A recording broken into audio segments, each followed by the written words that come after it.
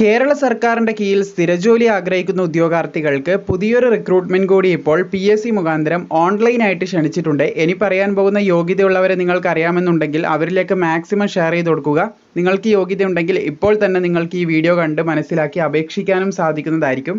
Kerala PSC മുഖാന്തരം പുതിയൊരു recruitment കൂടി ഇപ്പോൾ കേരള സർക്കാരിന്റെ കീഴിൽ സ്ഥിര നിയമനമായിട്ട് വിളിച്ചിട്ടുണ്ട്. നിങ്ങൾക്ക് കാണാൻ സാധിക്കും 30/7/2024 ഗസറ്റഡിൽ ഈ തസ്തികയിലേക്ക് അപേക്ഷിക്കേണ്ട അവസാന തീയതിയായിട്ട് പറഞ്ഞിട്ടുള്ളത് ഏകദേശം 4/9/2024 വരെ നിങ്ങൾക്ക് ഓൺലൈൻ അപേക്ഷ സമർപ്പിക്കാൻ സാധിക്കുന്നതായിരിക്കും.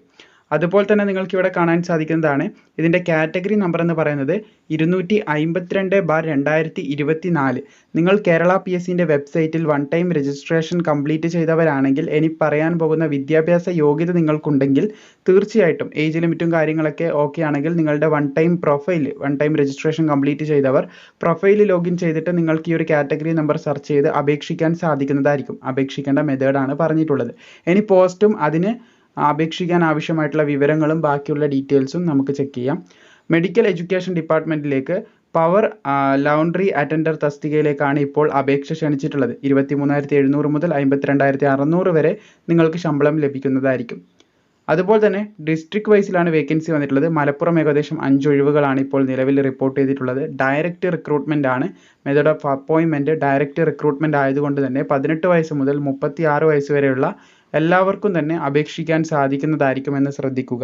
2/1/1988 1/1/2006 ഈ ഒരു ഡേറ്റിലും ഇതിൻ്റെ ഇടയിലും ജനിച്ചവർക്ക് അപേക്ഷിക്കാം. SC/STക്ക് 5 OBCക്ക് 3 വർഷത്തെയും പ്രായത്തിലിളവ് ലഭിക്കുന്നതായിരിക്കും. ഇനി ഇതിന് അപേക്ഷിക്കാൻ ആവശ്യമായിട്ടുള്ള വിദ്യാഭ്യാസ യോഗ്യത നമുക്ക് നോക്കാം. ഇവിടെ നിങ്ങൾക്ക് കാണാൻ സാധിക്കും എഡ്യൂക്കേഷൻ ക്വാളിഫിക്കേഷൻ ആയിട്ട് പറഞ്ഞത് 3ാം ക്ലാസ്സോ അല്ലെങ്കിൽ 8ാം ക്ലാസ്സോ.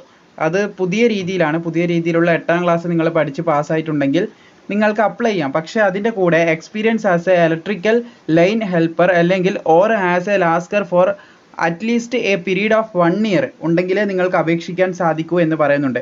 അപ്പോൾ ഇതിൽ പറയുന്ന ഈ ക്വാളിഫിക്കേഷന് തത്തുല്യമായിട്ടുള്ള യോഗ്യത ഉള്ളവർക്കും അപ്ലൈ ചെയ്യാം. അപ്പോൾ മാക്സിമം സുഹൃത്തുക്കളിലേക്ക് ഈ കാര്യം ഷെയർ ചെയ്യാം. നിങ്ങളുടെ അറിവിൽ ഈ പറഞ്ഞ യോഗ്യതയുള്ളവരുണ്ടെങ്കിൽ അത്യാവശ്യം നല്ല സാലറി ഒക്കെ ലഭിക്കുന്ന ഒരു പോസ്റ്റാണിത്. അപ്പോൾ മാക്സിമം അവരിലേക്ക് ഷെയർ ചെയ്യുക. അതുപോലെ വീഡിയോ ഇഷ്ടപ്പെട്ടാൽ തീർച്ചയായും ലൈക്കും കൂടി ചെയ്തേക്കുക.